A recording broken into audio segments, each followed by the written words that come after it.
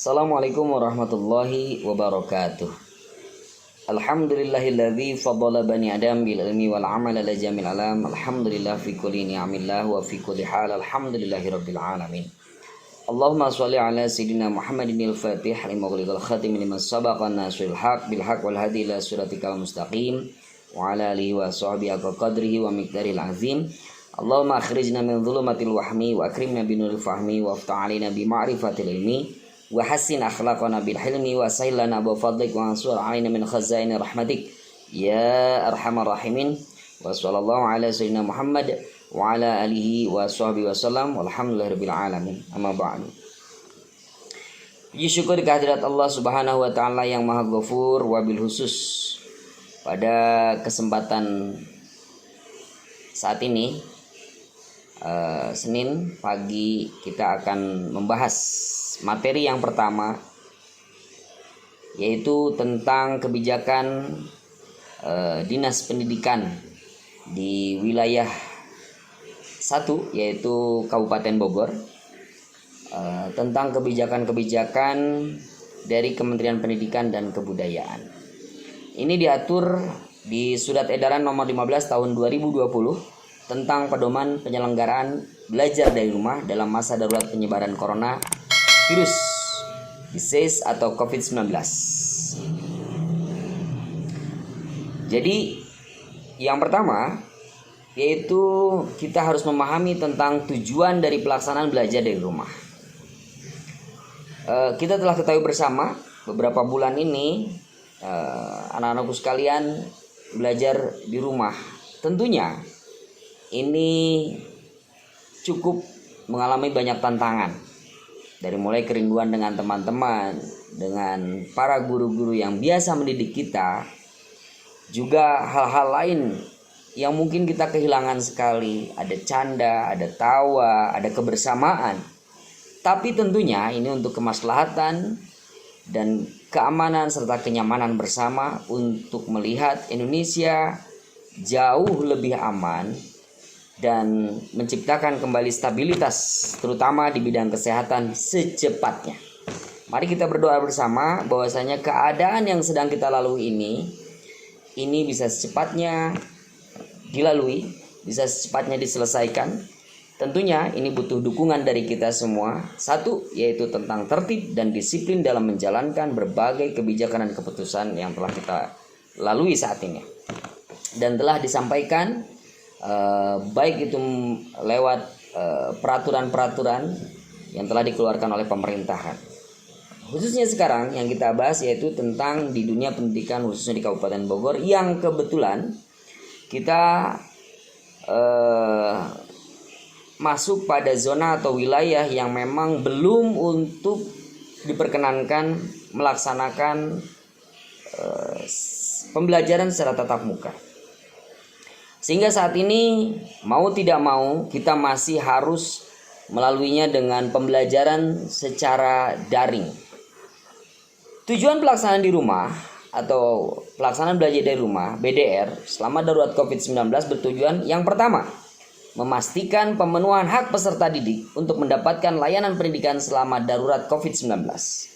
2. Melindungi warga satuan pendidikan dari dampak buruk COVID-19 yang mungkin sudah kita ketahui bersama, reaksi efek dari COVID-19.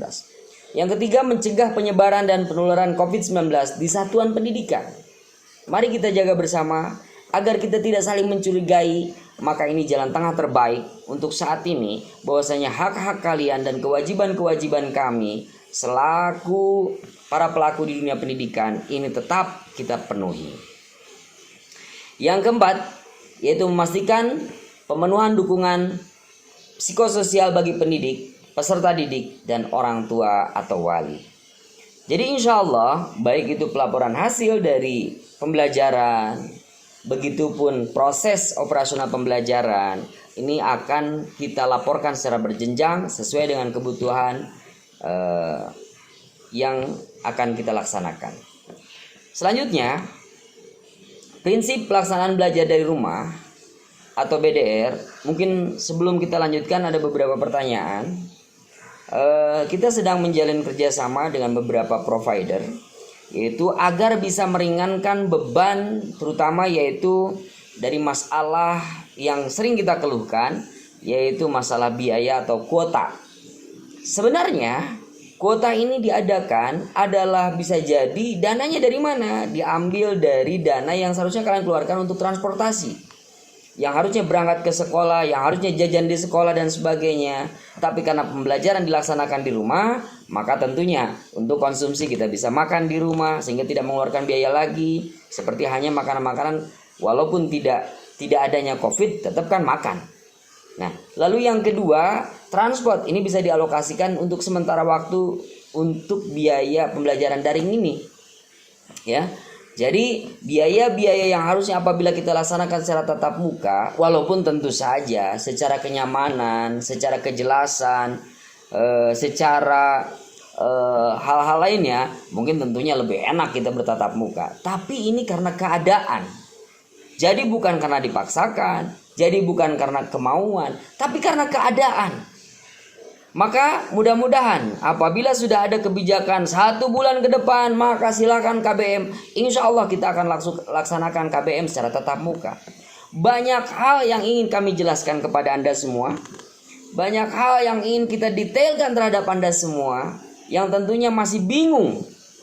Kalian baru daftar, kalian belum kenal kami, kalian belum kenal sistem, proses dan sebagainya. Maka MPLS ini jadikan untuk ajang mengenal awal dulu, untuk tahap awal dulu, mengenal sekolah, mengenal proses dan mengenal sistemnya, yang insya Allah akan kita tuturkan pada materi yang kedua. Tapi tentunya kewajiban kita semua sebagai warga negara Indonesia yang baik untuk mengetahui peraturan dan kebijakan-kebijakan yang telah dikeluarkan, yang telah disepakati, yang telah diedarkan oleh pemerintah di lingkungan setempat. Prinsip pelaksanaan belajar di rumah yang pertama yaitu keselamatan dan kesehatan lahir batin peserta didik, pendidik, kepala satuan pendidikan, dan seluruh warga satuan pendidikan menjadi pertimbangan utama dalam pelaksanaan BDR. Jadi bukan karena malas-malasan, tapi lebih kepada prinsip yang paling utama, keselamatan dan kesehatan kita semua. Yang kedua, prinsip yang kedua, kegiatan BDR dilaksanakan untuk memberikan pengalaman belajar yang bermakna bagi peserta didik. Tentunya teman-temanku sekalian, BDR ini hikmahnya sangat besar. Dulu kita hanya baru bisa mendengar. Dulu kita berangan-angan, gimana sih proses belajar jarak jauh? Nah, sekaranglah kita dikenalkan. Saat ini mungkin hal yang tabu. Wallahu a'lam, mungkin ke depan ini adalah sebuah kebutuhan yang tidak bisa kita indahkan. Kita pantengin YouTube berjam-jam, kita siap. Kita pantengin WA berjam-jam, kita kuat. Malah menjadi sesuatu kebutuhan ketika kita tidak buka YouTube, kita tidak buat status YouTube, kita tidak buka WhatsApp atau status, tidak membuat status di WhatsApp, maka seakan-akan kita sakau, kita kecanduan. Nah, manfaatkan kepada hal yang lebih positif, yaitu BDR, belajar dari rumah. Nikmati, biasakan, maka akan menjadi kebutuhan. Selanjutnya, BDR selain untuk pengalaman, yang ketiga, BDR dapat difokuskan pada pendidikan kecakapan hidup, antara lain mengenai pandemi COVID-19. Yang berikutnya, materi pembelajaran bersifat inklusif sesuai dengan usia dan jenjang pendidikan, konteks budaya, karakter, dan jenis kekhususan peserta didik. Jadi kita akan berusaha menyederhanakan ini sesuai dengan kebutuhan secara usia, secara kultur, dan kebutuhan di lingkungan kita. Jadi nggak usah khawatir. Jadi mungkin awal karena sesuatu yang langka dan baru, wajar sekali kalau ternyata ini menjadi sesuatu yang seakan-akan rumit. Tapi apabila kita sudah membiasakan diri, insya Allah segala sesuatunya akan menjadi mudah. Selanjutnya, aktivitas dan penugasan selama BDR dapat bervariasi antar daerah, satuan pendidikan, peserta didik sesuai minat dan kondisi masing-masing, termasuk mempertimbangkan kesenjangan akses terhadap fasilitas BDR. Tentunya kami sendiri secara fasilitas insya Allah untuk masalah BDR atau pembelajaran daring ini insya Allah kita sudah cukup memadai. Namun memang salah satu kunci utamanya adalah respon dari teman-teman sebagai konsumen dari pembelajaran ini. Contoh, bagaimana antusiasme Anda semua untuk menyediakan kuota yang khusus untuk pembelajaran. Kadang kita maksain loh, biar kita bisa bisa tetap eksis di WhatsApp, Facebook, Instagram, atau mungkin tadi di YouTube. Kita sampai-sampai gimana caranya mengadakan kuota tersebut. Kami berharap motivasi tersebut ini ada ketika kalian melakukan pembelajaran daring atau pembelajaran dari rumah. Yang berikutnya, mengedepankan pola interaksi dan komunikasi yang positif antara guru dan orang tua atau wali. Jadi insya Allah nanti kalian bisa tuliskan komen-komen kalian, dalam artian apabila ada hal-hal yang kurang dipahami, dan tentunya kalian silahkan berkomentar sebebas mungkin dalam tanda kutip, yaitu dengan kode etik seperti biasanya, selayaknya umumnya.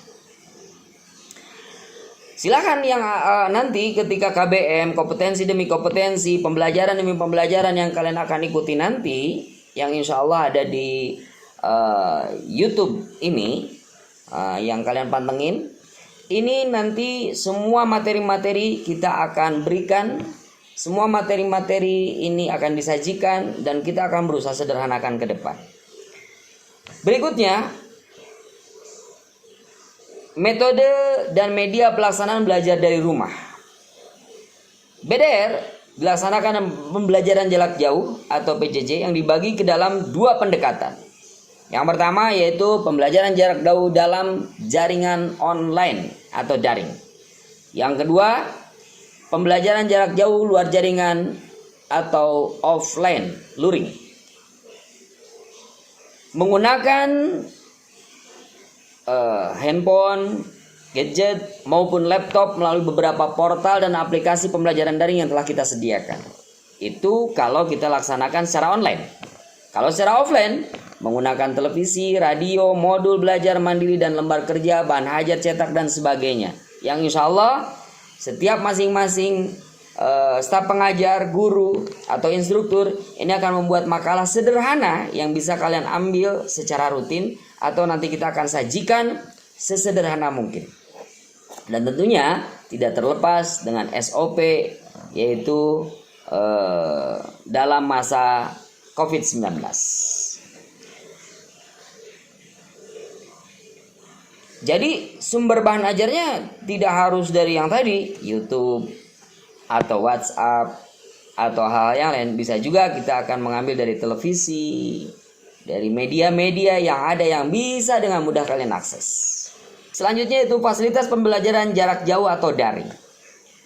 Jadi ada beberapa tahapan, yaitu pra pembelajaran, saat pembelajaran, dan usai pembelajaran. Jadi yang harus dipersiapkan oleh teman-teman pra pembelajaran, satu, siapkan nomor telepon yang online, apakah itu punya orang tua atau mungkin bisa jadi milik peserta didik, ya, yang bisa digunakan untuk WhatsApp, karena ini mungkin salah satu media yang paling efektif saat ini yang bisa kita gunakan secara personal, antar personal. Juga bisa dengan media grup yang telah kami sediakan juga. Yang kedua yaitu diskusikan dengan orang tua atau wali peserta didik. Jadi kalian manfaatkan waktu kebersamaan ini dengan quality time, yaitu berdiskusi dengan orang tua dengan materi-materi yang mungkin kalian akan dapatkan pencerahan dari beliau semua. Tentunya ini dengan prasyarat kita harus ada peralatan-peralatan tersebut, yaitu handphonenya atau mungkin yang memiliki bisa laptop dan sebagainya. Poin utamanya adalah harapan kami, mari kita hadapi keadaan seperti ini, keadaan yang tidak diinginkan oleh semuanya, tapi mari kita cari hikmah-hikmah yang ada di dalamnya, yang mungkin sudah mulai kita lalui saat ini, yaitu dengan sikap optimisme, bukan dengan hanya bisa mengeluh saja. Karena anak-anak usia balita itu sudah bisa mengeluh. Tapi yang membedakan antara dewasa dan tidak adalah bagaimana kita menyikapi permasalahan. Kita coba sederhanakan masalah tersebut, kita selalu cari jalan keluarnya, lalu kita respon dengan positif, maka insya Allah hasilnya segala sesuatunya akan menjadi prospektif. Kebijakan demi kebijakan yang telah dikeluarkan pemerintah, mari kita respon dengan positif yang insya Allah tentunya keuntungannya untuk kita semua.